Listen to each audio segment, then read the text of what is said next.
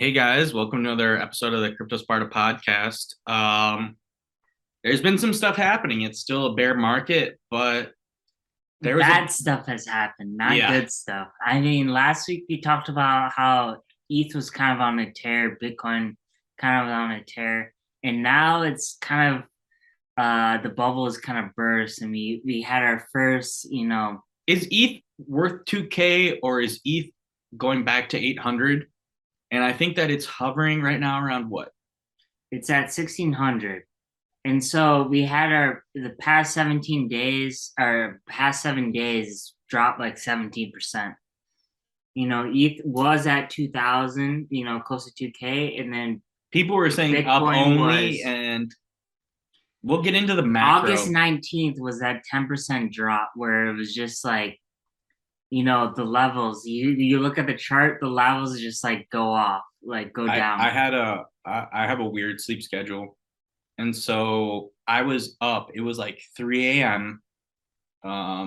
Asia session, basically, like if you're trying to like do trading, whatever. And they were saying that it was Sam Bankman Fried scam wick. Apparently there were 100 and I want to say 170 million. I always sometimes get these wrong, but there was a crazy amount of liquidations where ETH starts to trickle up, and then the fucking degen monkeys start to Yeah, lever up. we'll get to that later, but like, there's people that like leverage No, and it their was Bitcoin and ETH. They both just yeah. did a crazy Yeah, the drop. August 19th, it was that 10% drop where it was just like, And then it was like damn, all sorts of people got levels. liquidated. Yep. Yep. So we're like, yeah, liquidations, like people maybe were maybe a little too overzealous, like leading up to the merge. They thought that things were going up. And it Yeah, wasn't just ETH though, it was also Bitcoin. So it was kind of a market wide. Also, alts also dumped. yeah. Like, It's tough to pick your alts. I mean, like, we'll go into like Dogecoin a little bit, but like, you just want to talk about this merge because like people were thinking about the merge. This is a very fundamental shift in how they operate. Moving from proof to work to proof of stake, but maybe it's not. Maybe there's gonna be some growing pains. Like and a lot of people. So one of the things that we were mentioning about that was the fact that there will be a lot of staked ETH that might get released. And now there's also the Mount Gox. Like, for Bitcoin, all there the are hacks. stories that the no offense, if I mean, hey guys, like, subscribe, comment, and then tell us who you are because we've been getting some more reviews. We're very curious of our Audience, audience for sure. and we'd love to hear your questions because are you experts that have been following this for a long time or not? Because the Mount Gox hack is like a part of Bitcoin This is history. before our time, Yeah, like before. So we got into crypto like 2020, 2019. I was in it before, Yeah. So like, but but this is still. like 2017, like way So so before. there's a large chunk of Bitcoin that got stolen that's finally being returned to customers. And then if they decide to sell, it's a significant chunk of Bitcoin. And in the same way, a lot of people are staking their ETH through nodes for the merge. Well, And then if a Lido, lot of people end up selling when the merge happens, when these coins get unlocked, these are things where if you're just a if you're a but the surface thing level crypto person, then you're not tracking these long term. the uh unlocks won't happen until like a year after the merge where you can sell. But the thing is that the issue people is, are trading stake oh ETH. yeah, they're trading stake ETH for sure. That was what But happened to 3AC. yeah, yeah. And And that's we're what kind of happened bouncing to around. the We should keep but the thing diving. about the merge is that, we thought that, there's been some, information or, speculation from the other side or like, we last week we talked about the pros of it. This might be the cons where, a lot of coins have to be switching over to, meet the merge And then expectations. we've talked about, I don't know how many hacks on cross train chain bridges. Yeah. very ETH, vulnerable. ETH is like pretty secure, but then once you start doing cross chain, then it's in the hands of other people. Well, all these altcoins have to, adjust to proof of stake instead of proof of work, and that could lead to a bunch of bugs or issues. It's guaranteed that there's going to be a lot of people getting hacked. If you're dumb, like no offense, look at all the like, bridges. Get a hardware and wallet. the Bored Ape Yacht Club people, they get hacked every week. There's Based Carbon, social engineering scams. And by the way, India team, please tag Based Carbon in this, and then like we'll have a little clip. But he makes fun of the Bored Ape Yacht Club people getting hacked every week. And what we're saying is that when the merge happens, there is going to be a slew of hackers. Like there are Bored Ape people that get emails or they get Twitter messages that says like connect Discord DMs. So join this Discord. This is something that we actually hadn't put on our notes because like we try to put notes down for our stuff. But one of the things that I wanted to discuss was how to avoid getting hacked. And I think that this is common sense. And I kind of look at them. Don't answer any. And DMs. Based Carbon makes jokes about them. But it's just like, oh, like I'm DMing you. Like, how about, oh, you own Bored Ape? Like, can you send me your MetaMask wallet address? And I'm going to send you an NFT and you should accept the NFT. And then the NFT drains your wallet. And it's like, guys, can I give you advice? Like, no such thing as a free lunch. Yeah. If some stranger is messaging you to give them your personal information or some of them are just like, can you give me your seed address? Because then I'll help you. It's like MetaMask support, but then it's like MetaMask support 137. Guys, come on, please be safe. This game ain't easy. The crypto game ain't easy. Like we but know I mean, this. Some of the stuff, we're in a bear market. I don't know. I think Brian's just don't smart. He's got a master's degree. He's a biomedical engineer. I don't know. I just sometimes I just feel like I sense a scam. And also, I kind of like scams. I used to look into them, multi-level marketing for like. It's too good to be true. It's too exactly. It's too good to be and true. Just be careful. Slow to roll. Every single week, some Bored Ape Yacht Club person gets their ape stolen. Don't click any links. Don't click any links. Don't connect or your hover over the link and see where that address is going to, and if it goes to like a different thing.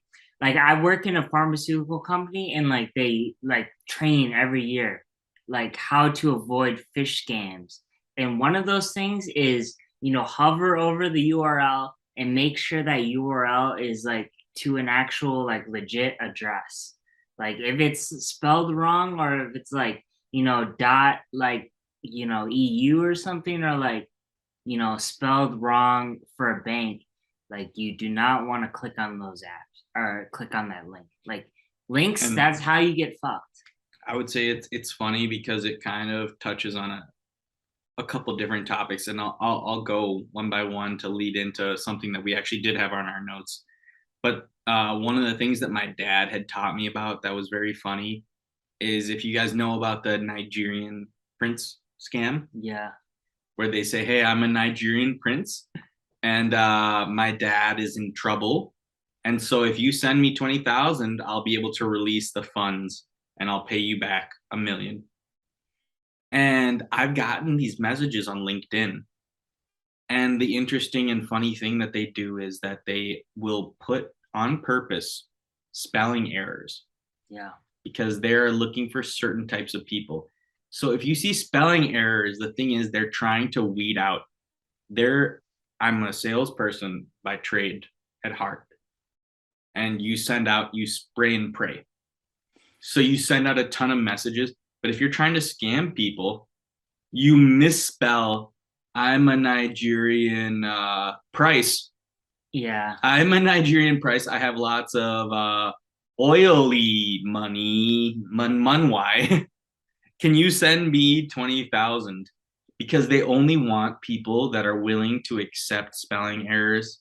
Like, if you think it's a scam, you just forget about it. They prey If on you the see IQ. exactly, Low but it's not IQ even people.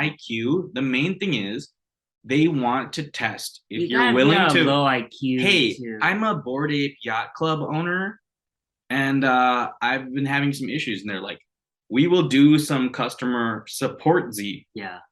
You gotta be Like, careful. and then they'll do the little errors just so that whoever answers them is like willing to accept, like willing to bridge the gap of.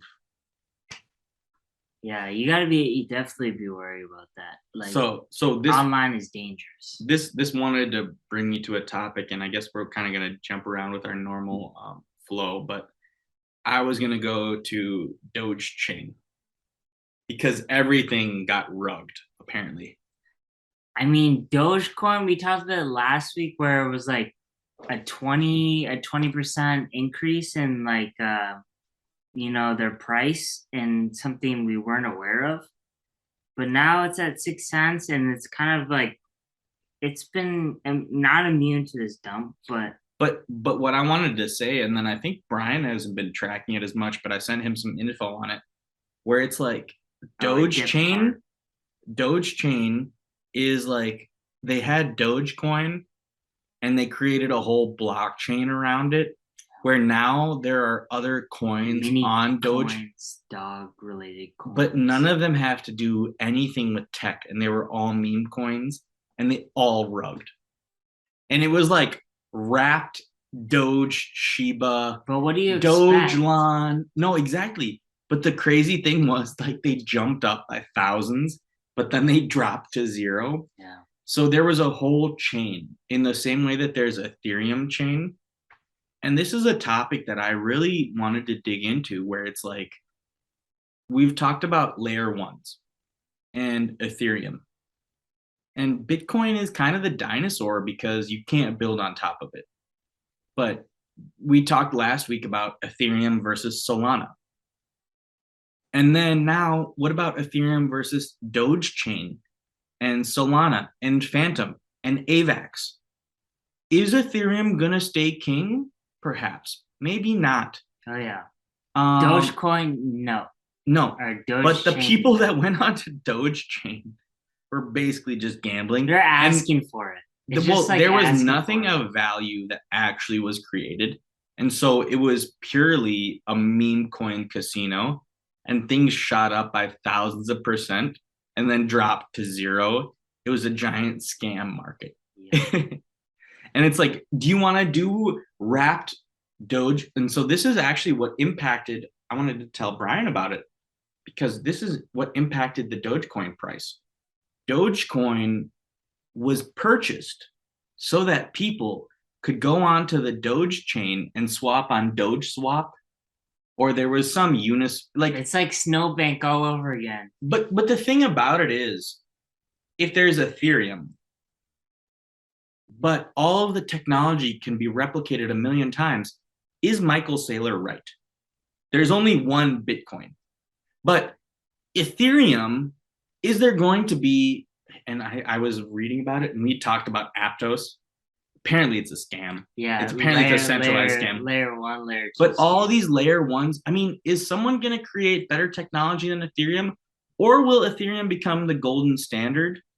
There's Solana, there's AVAX. I mean, the trade. There was a time where Ethereum was up big around 2000. But then Solana and AVAX shot through the roof, where it was, okay, if Ethereum transactions cost like fucking hundreds or thousands of dollars, let's just move to a side chain. Let's move to Polygon. Polygon is more efficient. We'll see. Who's to say that Ethereum is the king? Who's to say?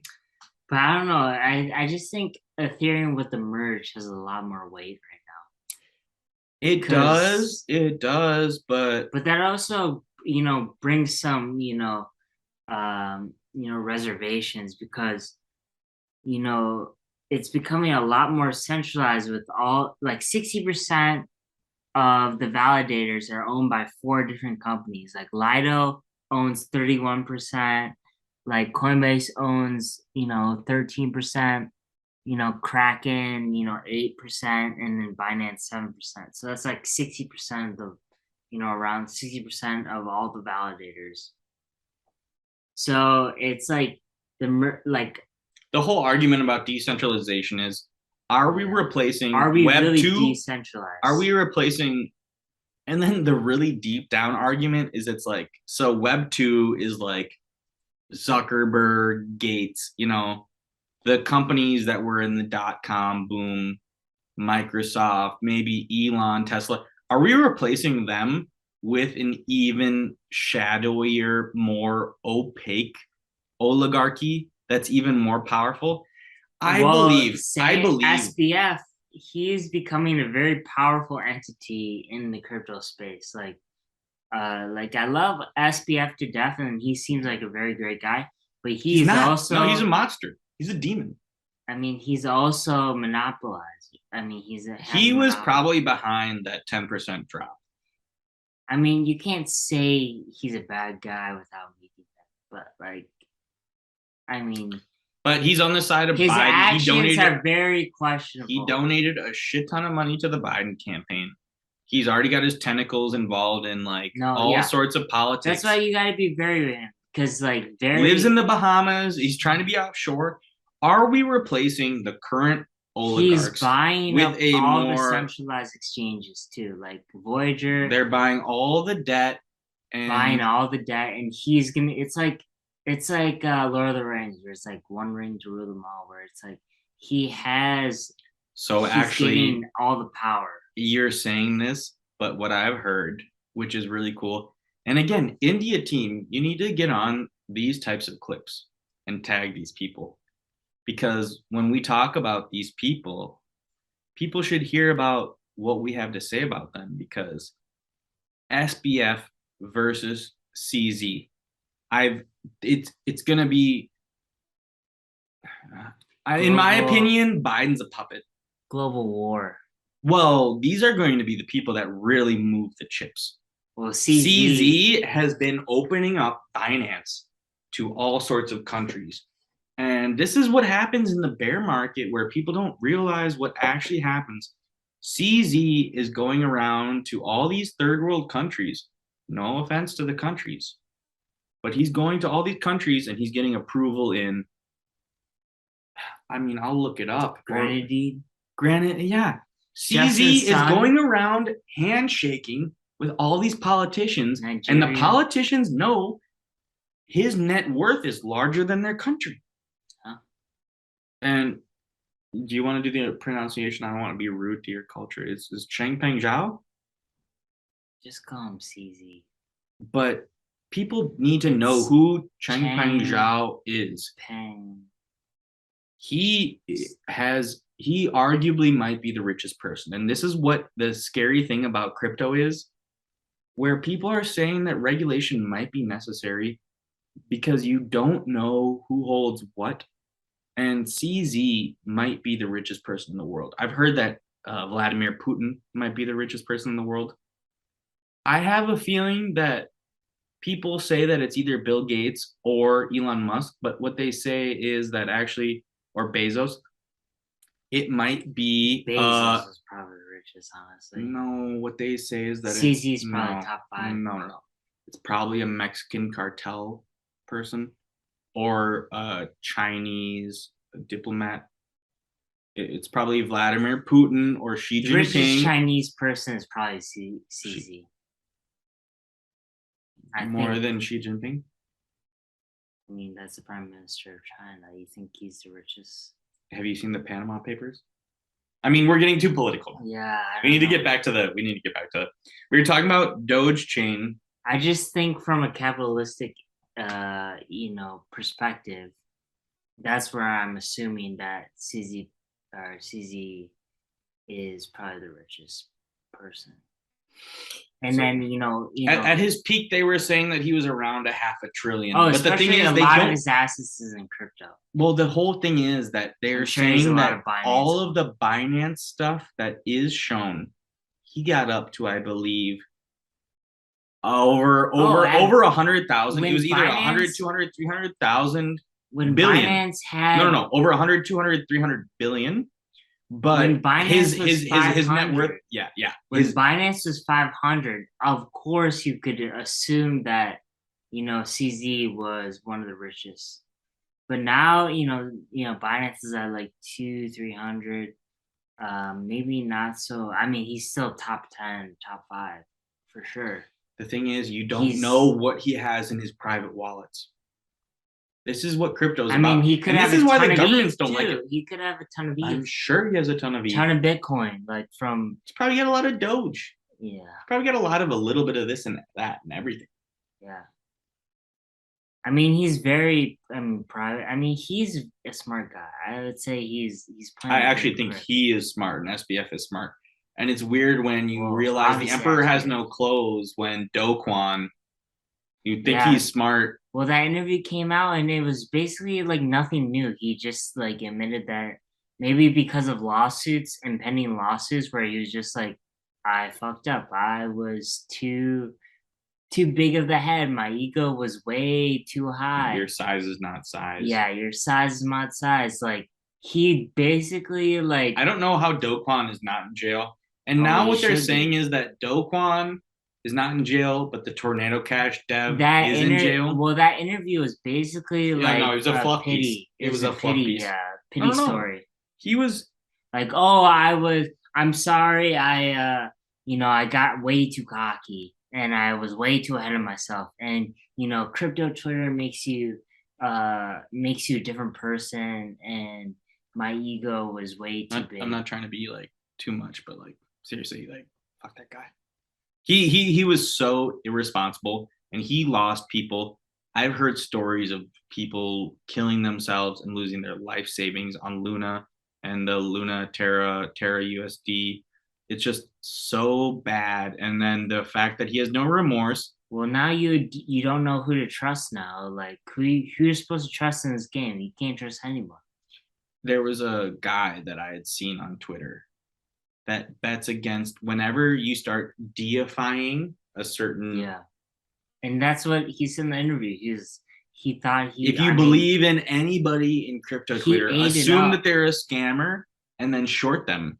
And this guy was like, I shorted Daniele Sesta, I shorted Sam Bankman-Fried, I shorted Luna. The people that shorted Luna made so much money. Yeah. And this is like kind of an interesting angle where I think that we are always like kind of bullish, but the thing is like Brian and I don't use the complex instruments in terms of like calls and shorts and puts. Oh no, we're not advanced traders. Like you will not see me like look at 50-minute chart or like 30-minute chart. We report on what is happening each week, and then we give our opinions. I'm a very bad trader. Not financial, not legal advice. But we will tell you what's going on each week. Yeah. And there are people out there that are really smart who are like, this is obviously a bubble. And, we'll go backwards to our normal routine. Normally, we do the market and then we go macro. The macro is miserable. Oh yeah, so like if you think the merge is gonna outlast the macro, I don't think that is a good hypothesis, because the macro is terrible. China is terrible. Canada, with COVID. So we were discussing. Let's go topic by topic. Okay, let's start. Let's go Canada. Yeah, with Canada, they're not allowing you. They're limiting. So unlimited purchases on BTC and ETH.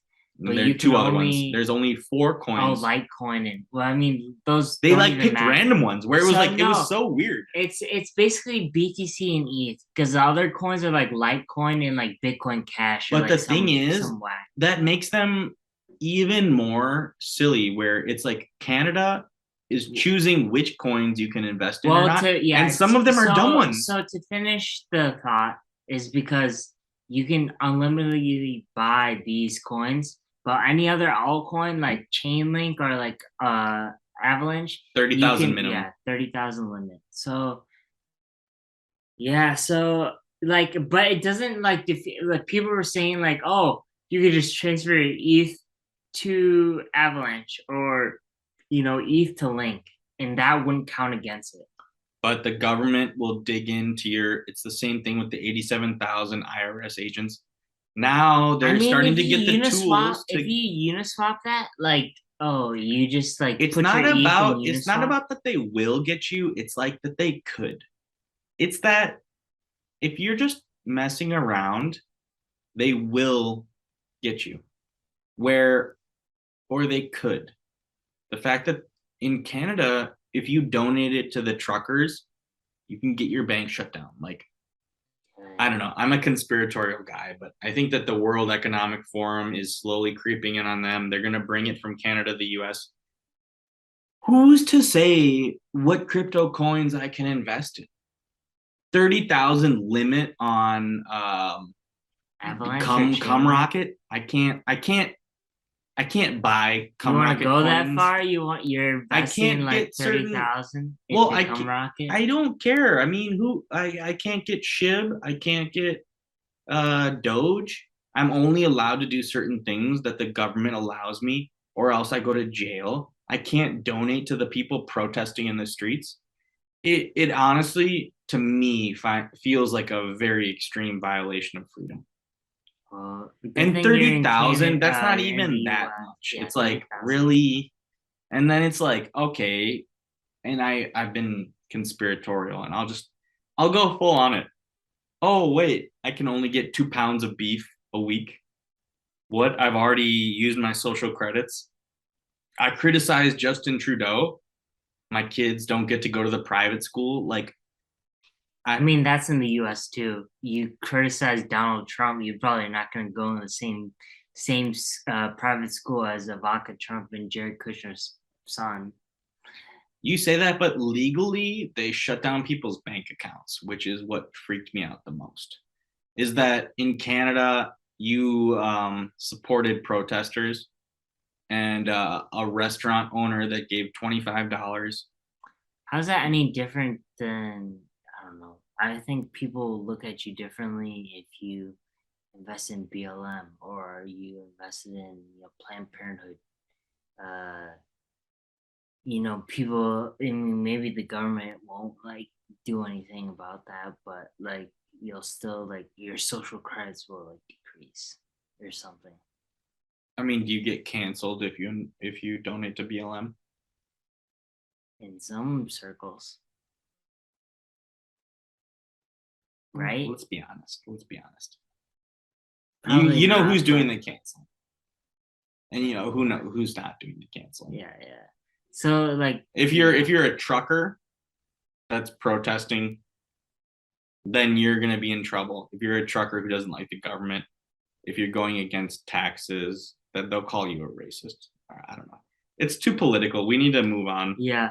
We've gotten a little off topic, but back to globally, like, Canada's not good. Oh, but China. This was the big thing where the second world's economy, basically, like the second strongest economy besides the US. So they've been doing QE. Like we should have done it in order with the macro, where they're doing quantitative easing. And what happens is when you do quantitative easing, you basically are pumping money, and they lowered interest rates. In the United States, they've been increasing interest rates because what they want to do is basically choke consumers and cut off the lines of credit. So when you do quantitative easing, you lower the rates and then give more money so that people invest more. And then a lot of this goes into the housing market. So in China, there are a lot of developers that took out lots of loans to be able to build property. Now, they were building property, and then they were also getting in deposits from investors, like retail investors, saying, hey, we're going to build some condos. Would you like to buy a condo and put down a deposit?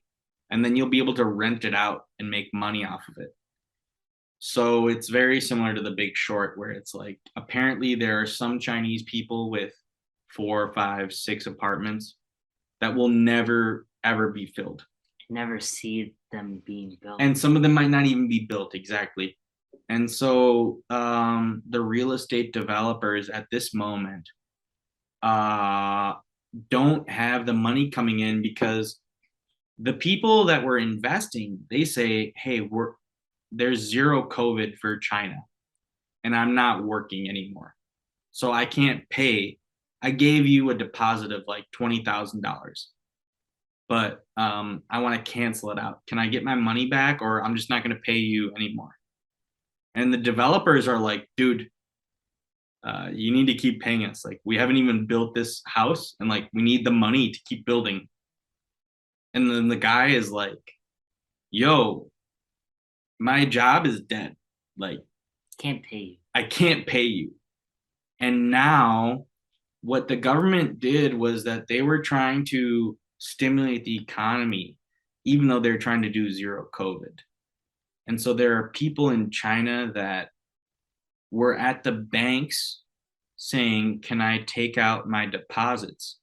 And the banks lent the money to the developers that are no longer getting payments from their investors. And they were so leveraged. The developers were getting money from people for houses that they hadn't even built yet. And now those people, not only are they not paying, but they want their money back, but the developers don't have any money. And now the banks don't have any money. And it's the same bank that the people that were investing were saying, hey, can I get my savings out? And now the developers are not paying the money back. Uh-uh. Yeah. And now the government did what's called lowering the capital requirements. So typically a bank needs to have 1%, 5% of the actual money that they owe. So they get money from the depositors and then they lend it out and then they get arbitrage. If I lend out money to people that have no money, and then the requirements for me holding the money, so say Brian gives me $10. I lend out $1,000 and the guy is not paying me back. And Brian's like, I want my $10 back. And I was like, dude, I have no dollars. Yeah, I gave it all away. I lent it to the person and he was like, who did you lend it to? And I was like, you're the bank. Brian, I lent it to the dude you were trying to invest with. It's like a Brian, triangle. Yeah, it's a triangle. And then they've been trying to juice the economy. They've lowered the interest rates so that you can lend more money to the banks. The banks are irresponsibly lending it out to the private developers. And the retail people are lending it to the developers and also depositing at the banks. And now there's no money left in the banks. So China's... all the loans are going faulty. It's going to be a Lehman Brothers. It appears to be a Lehman Brothers. Also, China. Because it's all triggered by the fact that zero COVID policy, the Chinese government wants to assert. No one's working, so how can they pay back loans? No, but they want to show that they're in power. So they will say, hey, you can't go outside because we're going to take care of you and we're going to make sure you don't die of COVID. So they're still on lockdowns. And I mean, yeah, it gets way too political now with China and global politics and coronavirus policies. But this contagion, the other thing that I wanted to touch on with macro is that there will be shortages in Europe in terms of natural gas and heating. And already inflation has hit very, very hard. And apparently there will be shortages of food, not only in Europe, but also in North Africa, as well as Asia. A part of this is that Ukraine is a giant producer of wheat, which is why Russia has invaded. So in my opinion, I've been telling people that I think that the macro is so bad that crypto will go down. While there are technological developments, I think that the whole world is going to. The war is not helping the cause, especially with post-COVID, economy with rates rising. So like macro is not great, and I don't think the merge happening will like outlast or be able to survive or like be an atypical event to the macro. And that's how you see the current market crashing. We did 20% this week. It went up to 20, or it went up to 2000. So price targets for people like I want to see the bottom again of Fu Ethereum. was saying like 800, like 1200, like he was saying 3 or 5, I think. No, and yeah, India team. Like, shout out to Fu. Fu the panda. He was like 800, but then like no, Arthur he was saying that it's gonna bottom and then it's gonna shoot up to 10,000. And he said that the difference between the bottom and the top. He's trying to buy like 2023, like after this merge is about to dip hard. So that's how like this is kind of like a sad episode for the merge where it might not be what we thought it was, as far as the market outlasting the macro. I think it's not that developed right now, and then things can still get worse. Like we're at 1600, like we could go even further than 1600. You go like 1200 would be good, but we could go like 800. No, people are saying 3 digits. Yeah. So and I'm wondering if we're gonna see 800 ETH again. And I'm wondering who bought 800 ETH and then sold the top, or what, the local top. I mean, that's a good, like, because like my dad was just like 800. Like, I wish we had had more cash to like buy it. And I'm just like, he sold at like 2000, so that was good for him to sell. Mm-hmm.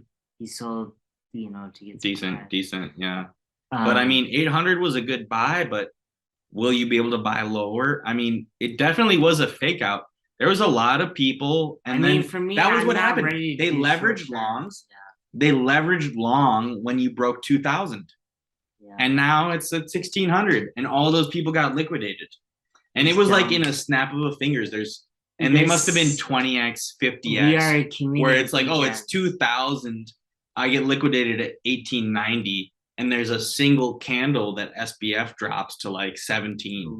And then they just liquidated 170 million, and then they buy back in. And I think that for him, dude, how smart are these guys? They're MIT guys. There's Sam Alameda. Well, they got the algorithms. They have the algorithms. They're market makers. It's their own markets. FTX owns the markets. It's market manipulation. It borderline should be illegal. I don't know if I feel that regulation is smart or not, but I think that they're definitely manipulating the markets. Like, oh no shit. Yeah. Well, that's why like they're like the head honcho. Like they have a big portion of the market share.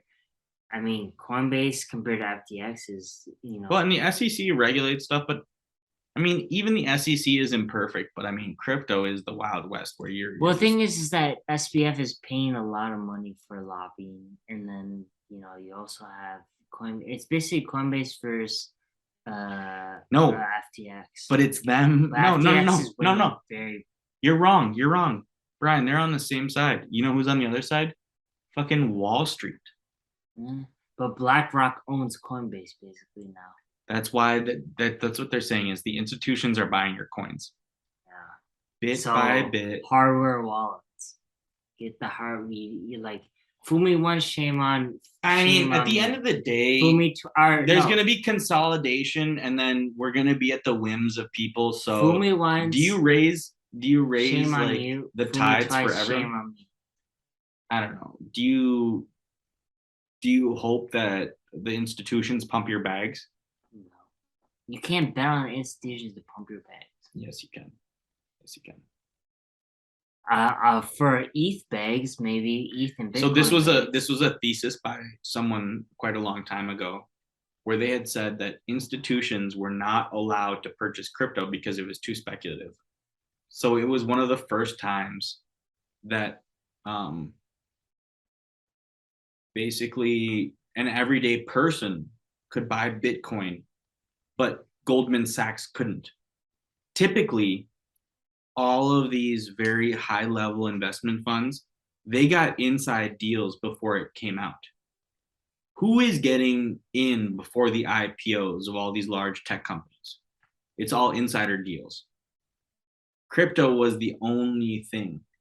But now that the institutions are buying, the advantage is over. BlackRock is handling institutional buy-ins, and now with now it's going to be owned. Coinbase. So now in the future, BlackRock's is crypto going to just be owned by the big organizations? That's fine, but you just need to like ride their coattails and try to be a part of the new. Thing is, they are smarter than us. Like, don't try to think that you're smarter. I think, but you can't think. You can't go in thinking that you're gonna outsmart them, and that's how you get fucked. They're dumb as well, and I think that there's a lot of things that are not factored in, like but the war in Ukraine. Capital to be honestly to guess wrong though. The thing is that most people don't have the capital to guess wrong. So in South Korea, the people there, the cost of purchasing a house is way too expensive. And so now the people, they don't have enough money. And so the only way that they can try to make it is by gambling. And they legitimately gamble. There's like a gambling problem in Korea, or they like do video games. And so crypto, like, can you afford to? Or it's like, I mean, does it matter anyways? Yeah, it's tough with crypto. But let's just do the Penguins, and then let's like So the Penguins have been going crazy. I have it right here. Look at it's the tuft. Do you see the tuft? Yeah, I love it. So the left-facing tuft, which is a 1-of-1 penguin. Well, it had a 200 300. No, it was a 200 Ethereum offer. Well, then it got risen. The bid rose to like 250, 230. But then the ask was 450 Ethereum. But I mean, the bid got increased to like 250 at least, and that did caused the. You want to step back for a second and explain what we're talking about, because I think that what we're talking about doesn't really make sense. But the Pudgy Penguins is a set of NFTs of 8,888 penguins. So most of them are like right facing, are like, the penguin faces, a certain direction. And it has a variety of traits. For instance, several hundred have a bucket hat, or some of them will have a winking eye. Yeah, glasses, mustache, whatever, goatee, like wears a jersey or something. But the thing about this one is that this is the only one that faces to the left. And so, this one company, had it, they bought it, and then now it's like, somebody bid on it for like 200 ETH, and that just it's been in a little bidding war. But they haven't sold, and they got offered 200 Ethereum. And then they, instead of saying, I need 250 Ethereum, they raised their asking price to 400 Ethereum for the rarest. So here are a couple of the Pudgy Penguins. I'll just show on here. It might be hard to see. Yeah. But well, so you see them with the there's one. Yeah, I mean, because of the camera, it's reverse. Yeah, so they're facing the other way, and so that doesn't, like, if you show the rare one, it's gonna face to the right if you show it to the screen. And so the rarest Pudgy Penguin has, I mean, how much is it offered for? Like, I mean, I saw it for like 250. But it's like crazy. The floor of the penguins has risen to like 4 ETH. This is the cheapest penguin. It's 3.69 ETH, which is about $6,000. Yeah. About 2 days ago, the floor was like 1.7. They've more than doubled. They've more than doubled. It was around maybe 2 I mean, they Ethereum. created their own marketplace, and they had the licensing deal with with that toy company to make stuffed animals, and they had their AMA today. You're saying we need to take a step back. So what's happened? We've talked about Pudgy Penguins. We have talked about Pudgy Penguins, but I mean, if this is to be a clip, for new people,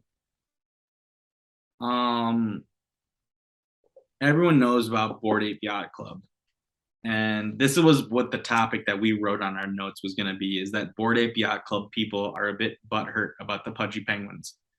But what has happened is that Luca Nets, the new founder and India team, please tag him into this video and this clip.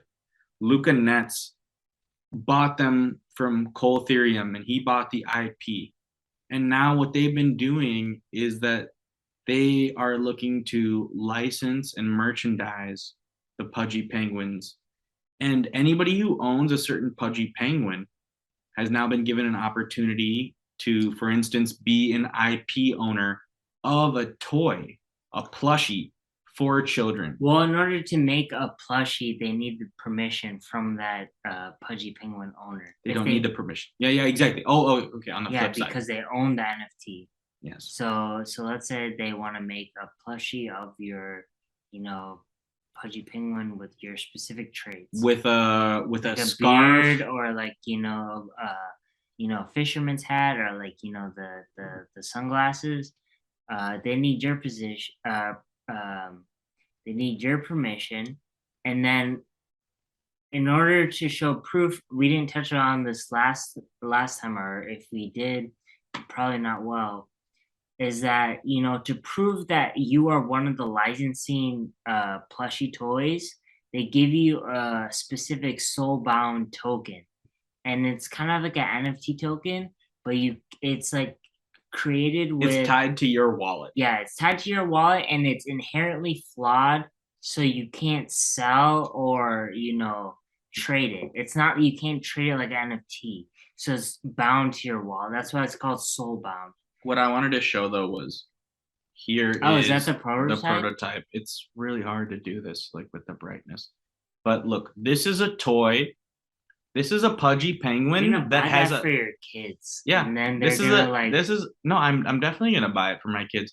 This is a cute toy, and literally what they're looking to do is similar to Disney. Yeah, they are going to be creating toys for children.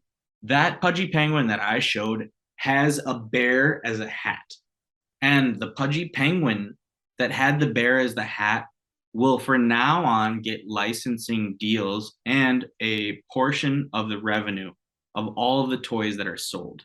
And so what they're looking to do is cross over NFTs into collectibles, into merchandising, into children's wear. They're already looking at doing. There was another maybe thread. A theme park. I mean, we talked about this. They were talking about backstories. They were talking about books for children. An IP, gold mine. And in the future, NFTs and intellectual property will merge slowly. Yeah. So this is the first where they're really going from NFTs to IP, but everybody is saying it's more about IP to NFTs. But all of these main companies, they're not Web3 native. They're not crypto native. So is Disney going to figure out how to do NFTs, or are NFTs going to figure out how to do Disney? It will be both. But Pudgy Penguin seems to be at the forefront of figuring out how to mainstream NFTs through IP. And I told Brian about it. I should have bought Bored Apes. I just thought that they were dumb. I know. We had opportunities to buy opportunities like 7 ETH, 2 ETH. I mean, that was like 8,000. Yeah. That was 8,000. And it was just like, these are dumb, whatever. And then the CryptoPunks looked stupid. And we were like, ETH to 10,000. But I pulled the trigger when I sent my now wife Well, yeah, I showed her the Pudgy Penguin. I was like, "What do you think of this picture?" And she was like, "Oh my goodness, it's cute." This is the thesis for Pudgy Penguins. for kids. We were Least, discussing sure. it, Brian and I, and it's like they're just cute. The pictures are cute. The only thing close is sappy seals, but they're not doing what also like they're not doing what. Yeah, the plushy stuffed animal. Yeah, Like Luca Netz is the guy who's really plowing through. So think about your kids. You have so I have a niece or nephew, and like they're little kids, and then they always have that one stuffed animal that they're very attached to, like that dog or like some kind of cat or some big fluffy dog. So now what if they have the IP behind it? But what if they own the licensing for that toy? I'm saying like that toy, but for kids to I sell. The Pudgy Penguins, it's going to be like the next Pikachu. Like, yeah, basically, yeah. But there's going to be all sorts of different Pudgy Penguins, and then who knows which one's going to be the most popular. But each person can have the right to their own. The world will tell, right? Because it's like based on who buys the most of that same type of Pudgy Penguin. I mean, right? Brian was trying to tell me, he was like, yeah, you can make pillows out of Bored Apes too. And I'm like, it's not the same. The penguins are just cuter. Yeah, they're cuter. Girls and children like them. And Varsha was just like, "Oh, it's a cute penguin." I bought it for $2,000. I seemed like a stupid investment. Well, that was like my real. That's how you bought a ring, exactly, and then shot through the roof. And so that's the sappy seals. Yeah, there were the sappy seals as well. There's the cute NFTs. There's the niche NFTs. There's the Miladies where they party. The Bored Apes, they got like Snoop Dogg and Eminem, blah blah blah. But at the end of the day, the thesis is just, dude, the penguins are just cute. I mean, they're just Bored Apes are a little jealous right now that they're butthurt. Their butthurt has been increasing. That's kind of and the Bored Apes. We didn't talk about this. Let's just mention this last little piece about it was that marketplace where they're allowing people to take loans against their NFTs. Oh yeah, they're getting a lot of mean apes. You can't jump ahead like that. We gotta explain it. So like how do I start this? So how you put things as collateral. Like you put your car as collateral, you put your house as collateral for loans to invest in something. There was a platform, I don't know what platform it was, where you could collateralize your NFT for loans or some kind of coin or like ETH or USDC based on that value. So it was related to the floor. So the Bored Ape Yacht Club floor, it used to be like 100 ETH. Yeah. And so liquidation price was like at 13 ETH. So I take out a loan. Imagine 100 ETH is worth top of the ETH market. Yeah. So I promise that if I get below my liquidation rate, you take my NFT and you sell it. So now it's getting to the point where people are forced to sell their Bored Apes. Imagine I'm a poor person who has a Bored Ape and my Bored Ape is worth like $250,000. And I'm like, can I take out a $40,000 loan just to like live my life off of my Bored Ape because I think it's going to go up in value, but I'll pay you like $1,000 each month. Like that's the way loans go. You have to pay interest. But now the value creeps down lower and lower. And now these people that have put up their Bored Apes as collateral are forced to sell because their collateral is being taken by this platform. So now the Bored Apes are forced to sell. And then what happens is that the floor price drops. And then it's just the same as a coin where there's a cascade. So people got liquidated because Bitcoin dropped or ETH dropped also. So below NFTs that 13, are dropping. Yeah. So that forced liquidation, the smart contracts forced selling of these Bored Ape Yacht Clubs are the mutant apes. I think it was mostly mutant apes. But they got the forced whole liquidation. ecosystem, and then also ETH, where it's all like So intertwined. people were, putting their NFTs as collateral. I mean, it's crazy. It's like it's so obscure where it's just like it makes sense where it's like I have a Picasso, but it's like I have a Bored Ape, but it's priced in Ethereum, which is dropping. And then the other people are getting liquidated that put their Bored Apes as collateral. And you realize that everyone around you is gambling way harder than you. And you're just like, I'm a pleb. Like I put a little bit here and there. Why is ETH dropping? It's like because people 100x leveraged 2000 because people were borrowing off of their Bored Apes to buy more NFTs that went to zero. Don't liquidate. Yeah, I mean, imagine putting up your Bored Ape. Like, where do you have to be? So you're like, can I get like 5 ETH against my Bored Ape so that I can mint random dog shit NFTs? Yeah. That's what people are doing. Or can I leverage long ETH? Like, can I hold my Bored Ape, but like get ETH from you? I mean, they probably got more than 5 ETH. They probably got no, like, or they're taking their ETH, they're flipping 13. it to USDC, and then they're going out and having cocktails at Ape Fest. Yeah. And these people are going around to these different crypto parties being like, I got a Bored Ape, but I'm broke, but I'm just gonna like take out loans against my Bored Ape because it's gonna go up anyways. I guess. Yeah, but who knows? Who knows why people would put their art as collateral? Right? Because I don't know. Degens. I mean, the whole world. Degens, like I had said about South Korea, where it's like the South Koreans, if you live in Seoul, it's like over $1 million to get like a 1-2 bedroom in the nice part of town. There's no way that you can actually save up enough just working a normal job. So all of them are trying to like either gamble or get crypto rich or be an influencer or a StarCraft pro or a K-pop star. Yeah. Otherwise, like you're gonna live like whatever. And then if you're gonna live like whatever anyways, might as well just gamble. And I think that this is like a worldwide thing where it's like, well, that's why casinos exist.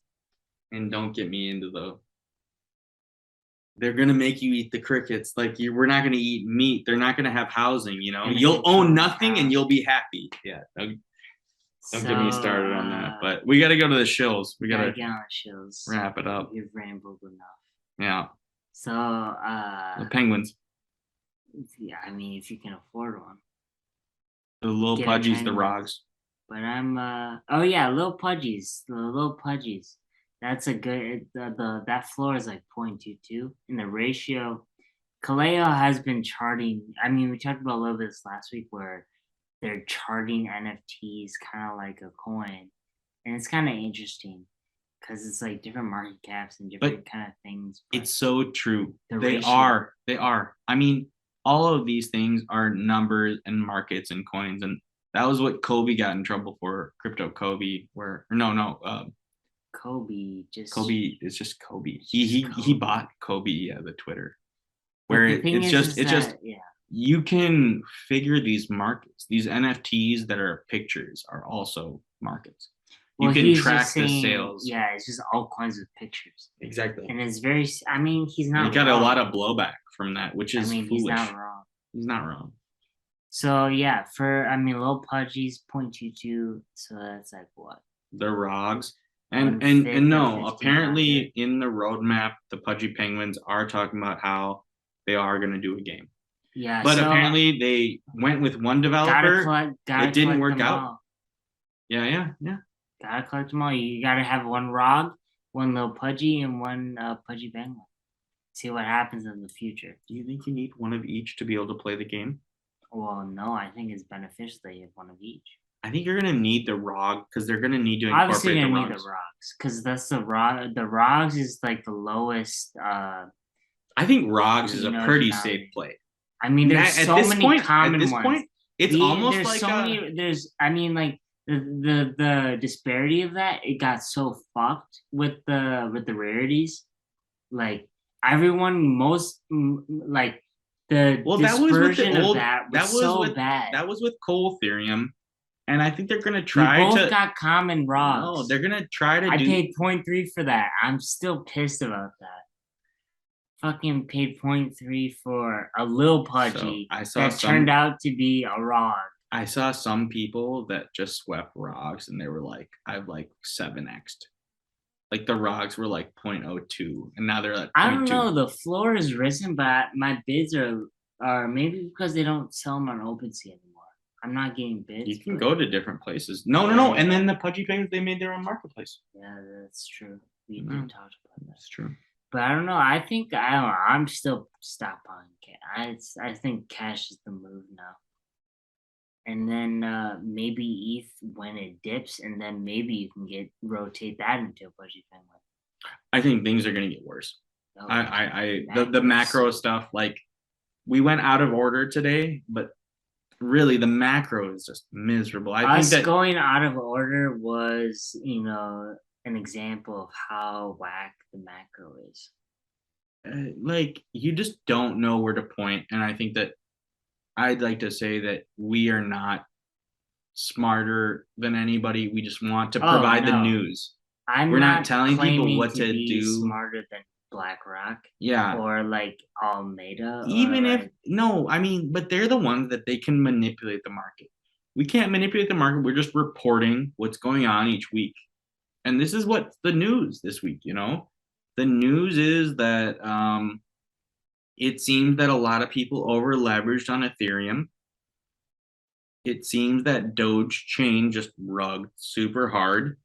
It seems that the NFT markets are crashing, but the Pudgy Penguins are up.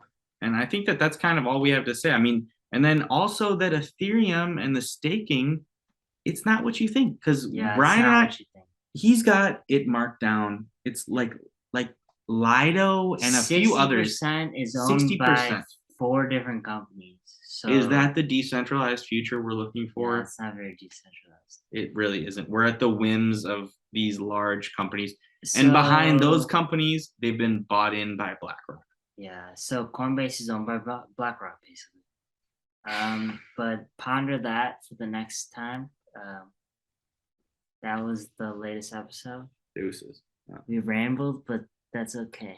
Thanks for sticking with us. Peace.